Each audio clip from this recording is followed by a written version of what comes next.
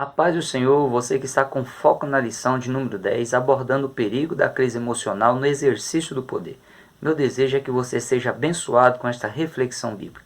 Deixe seu like, seus comentários, compartilhe o vídeo para mais pessoas serem aí conscientizadas do perigo da crise emocional no exercício do poder. Sua interação no canal é muito importante. Se você se sentir à vontade, diga de onde você está conectado. O texto áureo da lição de hoje é Provérbio número 29, verso 23. A soberba do homem o arrebatará, mas o humilde de espírito obterá honra. Na verdade, aplicado, o pastor Isaqueu Mendes pondera que é imprescindível que cuidemos também aí da nossa saúde emocional e deixemos-nos ser guiados pelo Espírito Santo.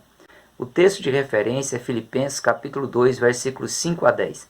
De sorte que haja em vós o mesmo sentimento que houve também em Cristo Jesus, que sendo em forma de Deus, não teve por usurpação ser igual a Deus, mas aniquilou-se a si mesmo, tomando a forma de servo, fazendo-se semelhante aos homens, e achado na forma de homem, humilhou-se a si mesmo, sendo obediente até a morte, e morte de cruz. Pelo que também Deus o exaltou soberanamente, e lhe deu um nome que é sobre todo nome, para que ao nome de Jesus se dobre todo o joelho dos que estão nos céus e na terra e debaixo da terra. Imagine que já está claro aí o perigo das crises emocionais no dia a dia do ser humano e que essas crises têm afetado todas as áreas da vida. No entanto, a proposta de hoje é analisar o perigo da crise emocional no exercício do poder, na vida de pessoas mais maduras que estão em postos elevados, como pais, gerentes, diretores, empresários, microempresários, empreendedores individuais, pastores e pessoas em outras funções executivas, legislativas e judiciais. O ditado popular diz: se você quer conhecer uma pessoa, dê poder a ela. Isso porque a pessoa pode se revelar uma exímia administradora, uma pessoa que mantenha suas emoções equilibradas, ou se revelar uma pessoa desorganizada, petulante, soberba e fracassada, dado aí ao desequilíbrio emocional. O certo é que livre das invertidas de Satanás, ninguém fica, e sempre haverá o risco de haver crises emocionais e crises também em outras áreas. O inimigo ele está sempre à espreita, procurando uma oportunidade de colocar tudo a perder. Essa é a sua especialidade. Que Deus ajude aí cada pessoa a exercer as funções de liderança, mantendo o seu eu sob aí os cuidados do Espírito Santo, para que o Espírito Santo guie cada pessoa a todo tempo.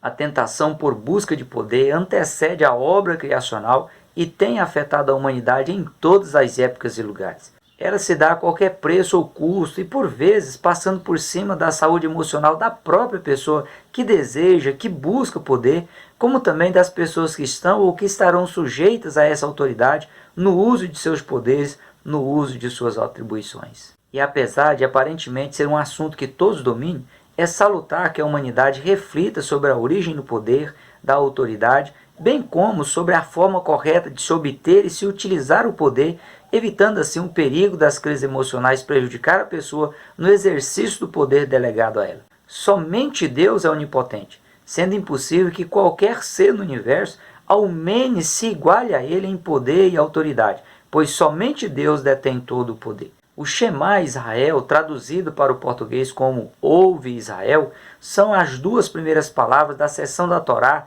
da lei de Moisés, que constitui a confissão de fé, que é central no monoteísmo judaico e está registrada no livro de Deuteronômio, capítulo 6, versículo 4. Shema Israel, Adonai Eloheinu Adonai Echad. Ouve Israel, Adonai nosso Deus, Adonai é um.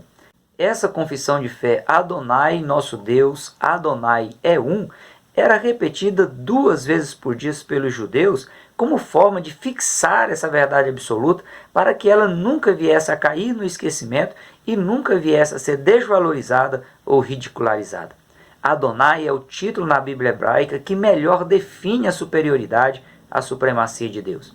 O salmista Davi frisou: uma coisa disse Deus, e 2 vezes a ouvi, que o poder pertence a Deus.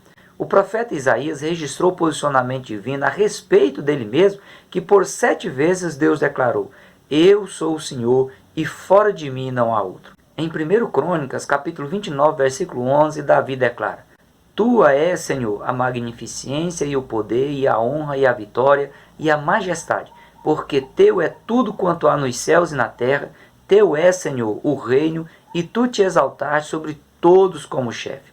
O profeta Daniel reconheceu a superioridade suprema de Deus na declaração: seja bendito o nome de Deus para todo sempre, porque dele é a sabedoria e a força, ele muda os tempos e as horas, ele remove os reis e estabelece os reis. Ele dá sabedoria aos sábios e ciência aos inteligentes. Ele revela o profundo e o escondido, e conhece o que está em trevas, e com ele mora a luz. É impossível que quaisquer seres, seja ele físico ou espiritual, tenham o que Deus tem, pois somente Deus é Adonai, só ele é superior supremo a tudo e a todos. O que Deus faz no exercício pleno do seu poder é delegar poder, delegar autoridade aos demais seres espirituais e às pessoas para elas desempenharem suas funções dentro de uma limitação específica para cada caso. Paulo orienta que todos se sujeitem às autoridades às quais Deus tenha delegado poder para exercer suas funções. Paulo reforça ainda que rejeitar a autoridade é rejeitar o próprio Deus que estabeleceu essa ou aquela autoridade. A lealdade de uma pessoa sempre deve ser a mais alta autoridade estabelecida. Por isso, nos casos em que houver a mínima possibilidade da autoridade de Deus ser infringida, importa obedecer a Deus do que aos homens, já que somente Deus, somente Ele é Adonai, somente Ele é a autoridade suprema. O poder absoluto dado a Jesus é evidenciado pela forma como todas as coisas foram criadas, como está em João capítulo 1, versículo 3. Todas as coisas foram feitas por Ele, e sem Ele nada do que foi feito se fez. O poder absoluto dado a Jesus é evidenciado na forma como o cristianismo se estabeleceu, dando origem à igreja cristã, como está em Mateus capítulo 16, versículo 18, a parte B.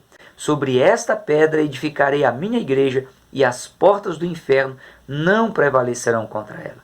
O poder absoluto dado a Jesus, ele é também evidenciado pela forma como Jesus ressuscitou dos mortos ao terceiro dia, como está em Mateus capítulo 27, versículos 1, 2, 4 e versículo 6. E no fim do sábado, quando já despontava o primeiro dia da semana, Maria Madalena e a outra Maria foram ver o sepulcro, e eis que houvera um grande terremoto, porque um anjo do Senhor, descendo do céu, chegou, removendo a pedra, e assentou-se sobre ela. Mas o anjo, respondendo, disse às mulheres: não tenhais medo, pois eu sei que buscais a Jesus que foi crucificado. Ele não está aqui, porque já ressuscitou, como tinha dito. Vinde e vede o lugar onde o Senhor jazia. O poder absoluto dado a Jesus também é evidenciado pela forma como ele pode oferecer salvação plena a toda a humanidade, como está em Atos capítulo 4, versículo 12. E em nenhum outro há salvação, porque também debaixo do céu nenhum outro nome há, dado entre os homens, pelo qual devamos ser salvos. Ainda quanto ao poder absoluto dado a Jesus, mesmo não tendo perdido esse poder no momento da humanização, Jesus apenas não se utilizou desse poder no período em que ele esteve no seu ministério terreno. O poder e a autoridade com que Jesus realizou os milagres, expulsou os demônios, andou sobre as águas e que suportou todas as situações aflitivas e as adversidades extremas em seu ministério terreno, foi mediante a unção do Espírito Santo que desceu sobre ele, como desce sobre um homem comum, como ele se transformou em um homem comum. Esse é um grande conforto a todo ser humano, pois se Jesus, como um homem comum, soube se precaver do perigo emocional no exercício do poder dado a ele, por meio da ação do Espírito Santo, todos os demais servos e servas de Deus também podem, à semelhança do Jesus homem que habitou nessa terra por 33 anos. Pelo fato de Jesus permanecer submisso à autoridade suprema do Pai, suportar todas as coisas de forma obediente até a morte, na sua ressurreição, ele voltou a utilizar de forma plena de todo o poder, de toda a autoridade que lhe pertencia, como está em Filipenses capítulo 2, versículos 9 a 11. Pelo que também Deus o exaltou soberanamente e lhe deu o nome que é sobre todo nome, para que ao nome de Jesus se dobre todo o joelho dos que estão nos céus e na terra e debaixo da terra, e toda língua confesse que Jesus Cristo é Senhor, para a glória de Deus Pai. E em Mateus capítulo 28, versículo 18, a parte B, o próprio Jesus declara: é-me dado todo o poder nos céus e na terra. Pelo seu extraordinário poder, ele arrebatará a igreja para estar com ele, como está em 1 Tessalonicenses, capítulo 4, versículos 16 e 17. Porque o mesmo Senhor descerá do céu com alarido, e com voz de arcanjo, e com a trombeta de Deus, e os que morreram em Cristo ressuscitarão primeiro. Depois nós, os que ficarmos vivos, seremos arrebatados juntamente com eles nas nuvens, a encontrar com o Senhor nos ares, e assim estaremos para sempre com o Senhor. Por fim, Jesus, com seu extraordinário poder, se manifestará em glória, como está em Apocalipse capítulo 1, versículos 7 e 8.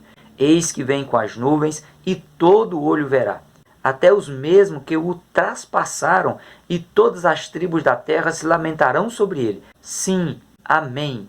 Eu sou o Alfa e o Ômega, o princípio e o fim, diz o Senhor, que é e que era e que há de vir, o Todo-Poderoso. Tentativa de ser como Deus é uma sugestão de Satanás. Como as coisas não deram certo para ele, e o ser humano é a obra-prima da criação que reflete a imagem e a semelhança de Deus, induzir ao ser humano buscar poder e domínio absoluto para ferir a autoridade de Deus é a meta de Satanás. Essa verdade ela está clara desde o momento em que o inimigo ele semeou na mente e no coração de Eva e Adão que eles poderiam ser iguais a Deus, chegando a dizer: porque Deus sabe que no dia em que dele comerdes, se abrirão os vossos olhos e sereis como Deus, sabendo o bem e o mal. Apesar do inimigo ele ter detalhado que o ser como Deus seria apenas quanto ao conhecimento do bem e do mal, ele deu margem aí para se entender que seria algo pleno e não limitado. Eva e Adão, seduzidos pela tentação em serem mais felizes do que já eram, se deixaram ser dominados pela emoção do momento e utilizou o poder da decisão para ferir a autoridade de Deus, que havia dito de forma explícita de que do fruto daquela árvore eles não poderiam comer. Gênesis capítulo 3, versículo 6 diz: E vendo a mulher que aquela árvore era boa para se comer e agradável aos olhos, e árvore desejável para dar entendimento, tomou do seu fruto e comeu, e deu também a seu marido, e ele comeu com ela. Satanás, incorporado na serpente, era a autoridade espiritual superior a Adão e Eva naquele momento. No entanto, a autoridade suprema era Deus. Portanto, era a Deus a quem eles deviam se manter fiéis, eliminando o perigo das emoções prejudicá-los como ocorreu. As vaidades e os desejos humanos desregrados são reflexos do desequilíbrio espiritual, e se a pessoa se desequilibrar espiritualmente, suas emoções são diretamente afetadas e a pessoa fica cega na tomada das decisões. A síndrome de Eva, o desejo de ser mais feliz do que já era, nasceu no seu coração e se concretizou com a externalização daquele sentimento no ato de comer do fruto sugerido por Satanás. O perigo da crise emocional no exercício do poder é bem ilustrado nos textos de Isaías, capítulo 14, versículos 12 a 20, e Ezequiel, capítulo 28, versículos 11 a 19, onde consta a descrição bíblica do que aconteceu com os reis da Babilônia e também da cidade de Tiro. Tamanha foi a soberba e o egoísmo destes dois reis no uso de suas autoridades, no uso dos seus poderes como reis, que eles foram utilizados para ilustrar a queda de Lúcifer do reino celeste, momento em que ele se transformou no príncipe das trevas e líder de todos os anjos caídos. O pastor Isaqueu Mendes chama a atenção para o fato de que esses dois textos proféticos, eles têm como propósito alertar que este mal quer dominar todas as pessoas que estão no poder, todos que estão exercendo algum tipo de autoridade, seja no lar, na sociedade em geral, na igreja, na empresa ou em repartições públicas. A síndrome em torno das lideranças em relação às crises emocionais é um perigo real e deve ser considerado por todos. A soberba e o desejo de dominar sobre os outros também pode ocorrer dentro das igrejas, como bem adverte vários textos bíblicos. Em Atos capítulo 20, versículos 29 e 30, Paulo diz: Porque eu sei isso, que depois da minha partida entrarão no meio de vós lobos cruéis, que não perdoarão o rebanho, e que dentre vós mesmos se levantarão homens que falarão coisas perversas, para atraírem os discípulos após si. Em 2 Timóteo, capítulo 2, versículos 1 a 5, Paulo adverte: Sabe, porém, isto, que nos últimos dias sobrevirão tempos trabalhosos, porque haverá homens amantes de si mesmos, avarentos, presunçosos, soberbos, blasfemos, desobedientes a pais e mães, ingratos, profanos, sem afeto natural, irreconciliáveis, caluniadores, incontinentes, cruéis, sem amor para com os bons, traidores, obstinados, orgulhosos, mais amigos dos deleites do que amigos de Deus, tendo a aparência de piedade, mas negando a eficácia dela. Destes, afasta-te.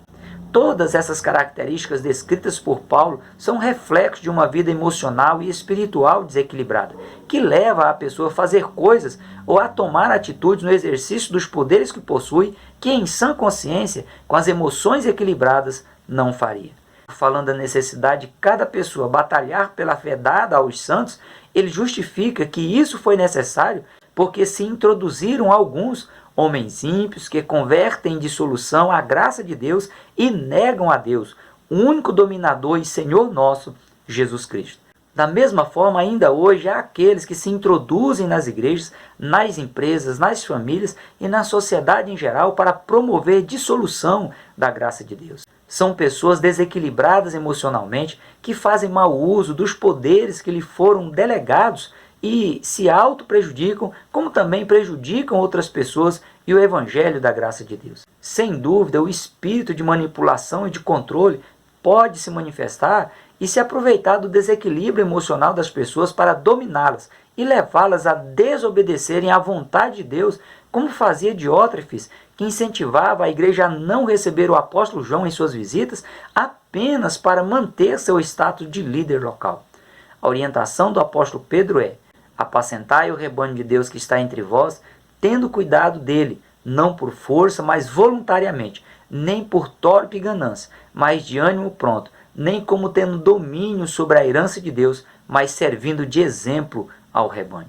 O caso de Saul é um triste exemplo de alguém que começou bem e terminou muito mal. Saul foi criado em uma família da tribo de Benjamim temente a Deus. Seu pai Quis, ele era tido como um referencial da nação e era uma família rica.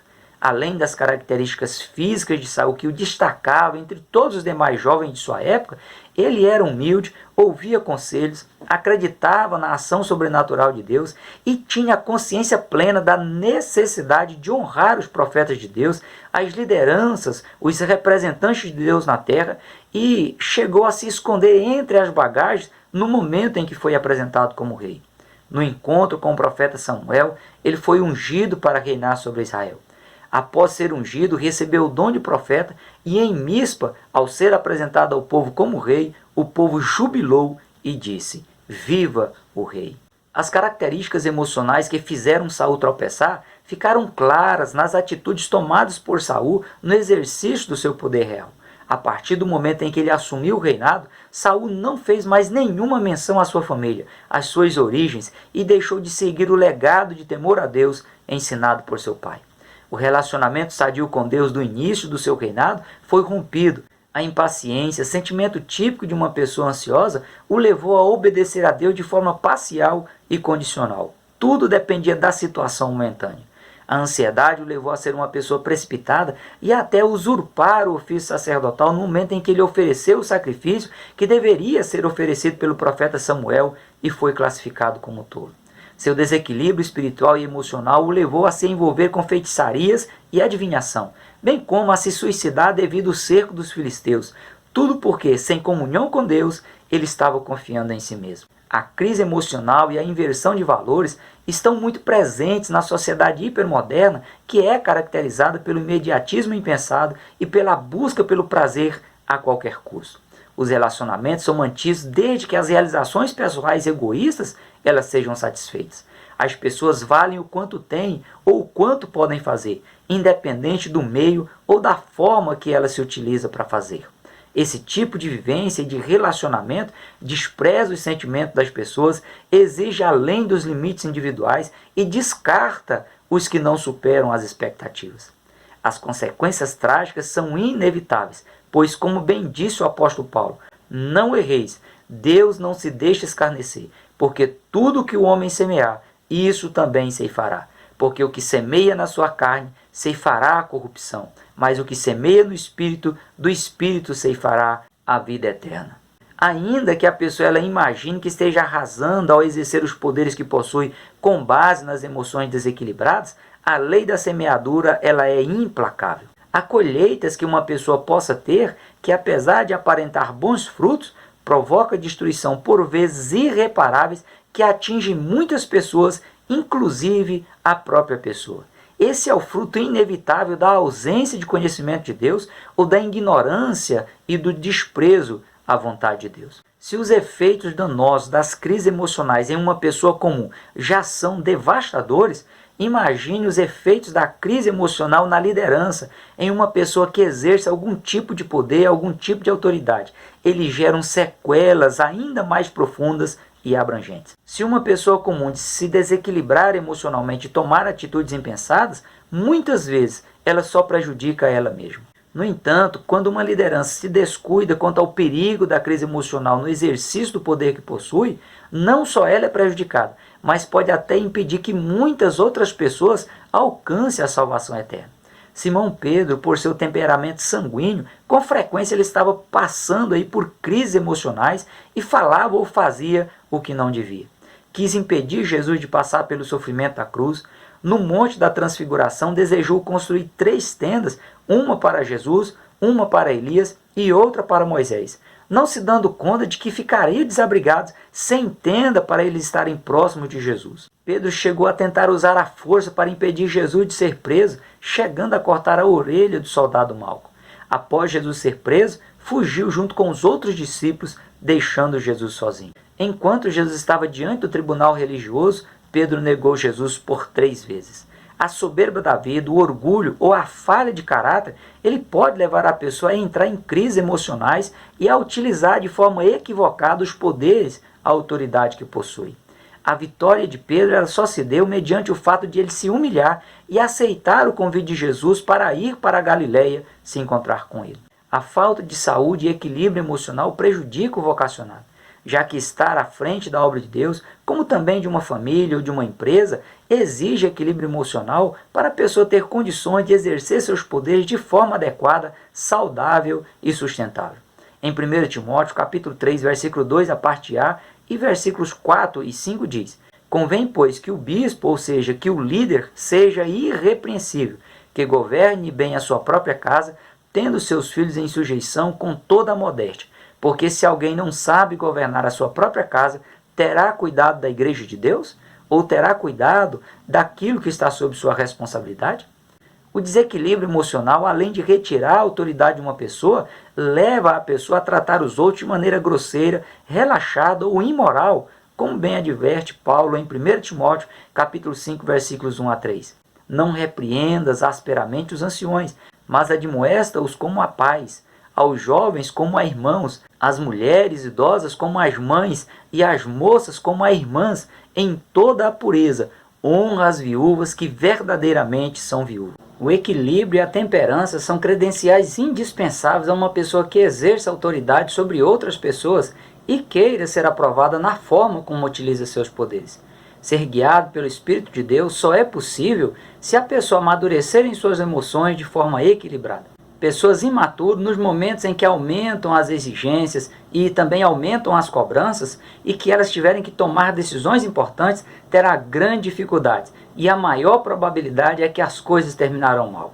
Como bem conclui o pastor Isaqueu Mendes, a relação entre poder e saúde mental merece atenção especial e ainda mais, disposição de a pessoa permanecer na dependência de Deus para se ajustar à sua vontade, que é boa, perfeita e agradável. Cada pessoa deve buscar e incentivar a moderação. Deve viver em paz consigo mesmo, com o próximo e com Deus. Deve evitar se deixar ser levado pelo orgulho ou pela prepotência ao ser seduzido pelas tentações no exercício dos poderes que possui. Que Deus em Cristo te abençoe e te guarde. Até o próximo encontro com um foco na lição. Prossiga na paz do Senhor.